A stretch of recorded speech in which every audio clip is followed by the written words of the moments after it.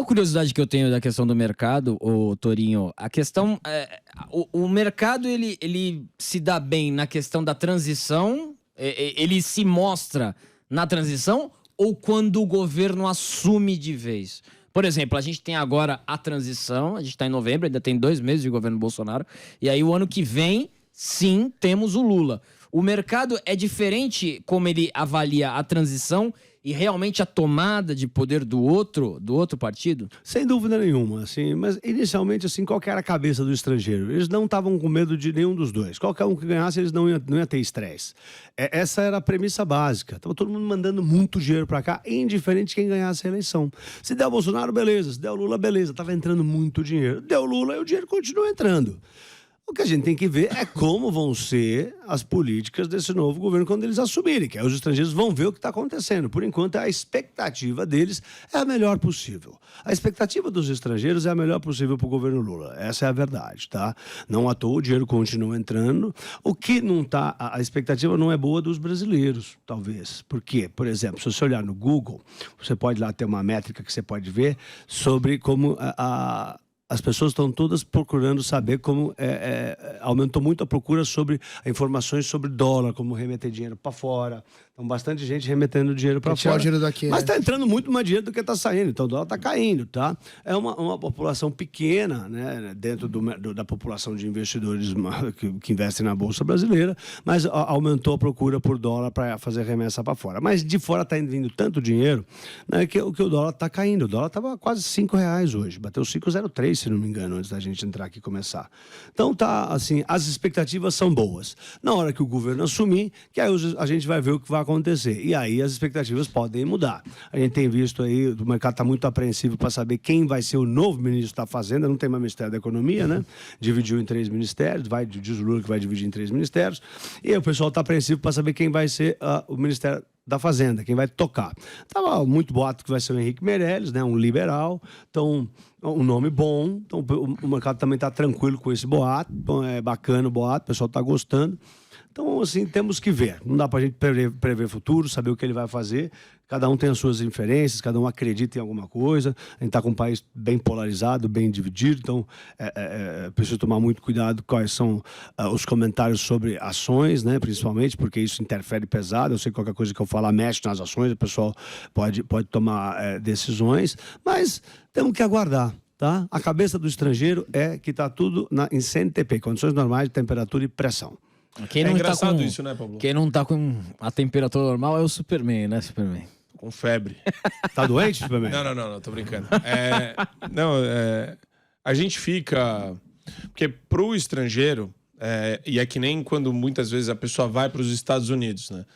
Eu consumo muito conteúdo dos americanos, então eu acabo incorporando meio que o feeling deles lá. Claro. Eu torci na eleição do Trump, torci com veemência pro Trump ser reeleito. Claro. E eu fiquei até de madrugada acompanhando, e a hora que aqueles gráficos... Os gráficos de toda a tela. Começou a entrar. Aí Qual é aquele estado que define tudo, que definia tudo? Georgia, A Flórida era um swing state. Swing state. Isso. Mas a Flórida é um estado que na apuração também era preponderante ali no momento da resolução. Mas você sofre quando você tá a par da temperatura, né? Claro. E o mercado não precifica, por exemplo, o que está acontecendo no Poder Judiciário, né, Torinho? Não entende. O negócio não tá da liberdade sabendo. de expressão, isso Nada. daí tudo a gente sofre. E eles nem ficam sabendo. A violação, a censura, a ditadura da toga, é uma coisa que a gente sente na pele. E o mercado não precifica isso. Então é importante destacar que a análise do mercado, ela tá olhando assim de maneira muito pragmática. Quem vai ser o nome da economia? E eles não trabalham também com o que a gente tem de memória do que foi o PT, dos escândalos de corrupção. Nada. Eles trabalham com um parâmetro objetivo, daqui pra frente, né? Na verdade, eles lembram de como foi o governo do PT. Não lembram, não tem escândalo, não tem processo, não tem lava-jato. Eles não olharam isso, não viram isso. Eles viram o governo do PT. Então, no governo do PT, eles têm boas memórias, tá? E também, só no finalzinho mesmo que saiu... Dilma, né?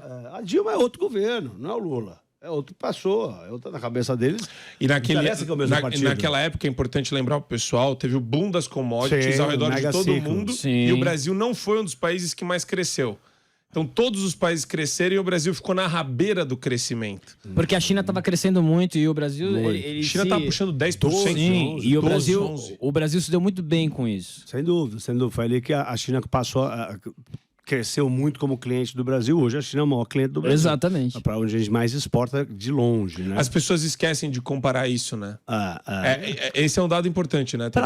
A gente meio que não esquece muito, mas de fora, você imagina você tendo que analisar a Coreia do Sul e você tem que saber o que o Japão estava fazendo com a China quando a Coreia estava crescendo e a Indonésia, você não tem a menor ideia. Sim. Você está aqui no Brasil, sei lá o que a Coreia do Sul fez com o Japão, com a China naquela época. Você lembra assim, ó, naquele presidente lá da Coreia do Sul era bom. É isso aí, né? Então, também a gente não pode exigir muito das pessoas que estão fora daqui. Esse é um assunto nosso. A gente que tem que ter a análise mais profunda. Mas você vê assim, no finalzinho até saiu notícias lá no Wall Street Journal, no New York Times, sobre o que estava acontecendo aqui no Brasil. Mas foi bem no final mesmo, né? E aí, então, assim, como os estrangeiros já estavam... E também teve bastante informação negativa do presidente Bolsonaro durante esses 4 anos lá fora também.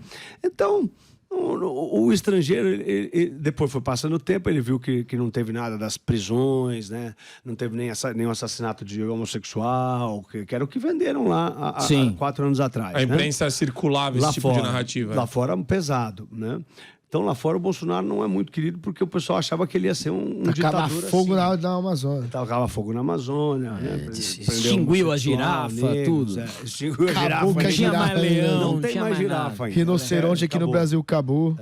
E aí, então eles estão tranquilos com o Lula e está entrando bastante dinheiro, isso é positivo para o Brasil, ajuda no câmbio, ajuda na inflação, ajuda no saldo da balança comercial. Mas então, aí, é tudo positivo. Mas aí, por exemplo, a gente tem uma agenda esquerdista, desenvolvimentista. A Lula entra. Uma coisa a gente está falando aqui é a expectativa, né? Do investidor estrangeiro, enfim, do mercado. Aí o PT começa a implantar congelamento de preço aqui, restrição para exportação de carne ali, começa a regular os meios de comunicação, quer dizer, começa a ter uma movimentação nesse sentido. Isso interfere na percepção dos mercados também, né? Se acontecer isso, sem dúvida nenhuma, os estrangeiros vão ficar mais ariscos, né? Você vê o caso da Argentina, né? Agora vão congelar os preços de comida. E vai ter um aplicativo para as pessoas dedarem quem está subindo o preço de comida. Se isso acontecer, claro que vai ter repercussões imediatas e a Bolsa vai sentir, sem dúvida nenhuma. Tudo depende tudo depende não, né? Mas uma boa parte depende de quem vai tocar a fazenda, né? Porque quem tocar a fazenda vai dar conselhos pro Lula, vai falar, faz isso, faz aquilo, não faz isso, não faz aquilo. É um ponto positivo, gente, o Banco Central é comandado pelo Roberto Campos Neto, que é considerado o melhor banqueiro central do mundo na atualidade. Ele fica mais 2 anos. Tá? Então, ele antes já tinha avisado.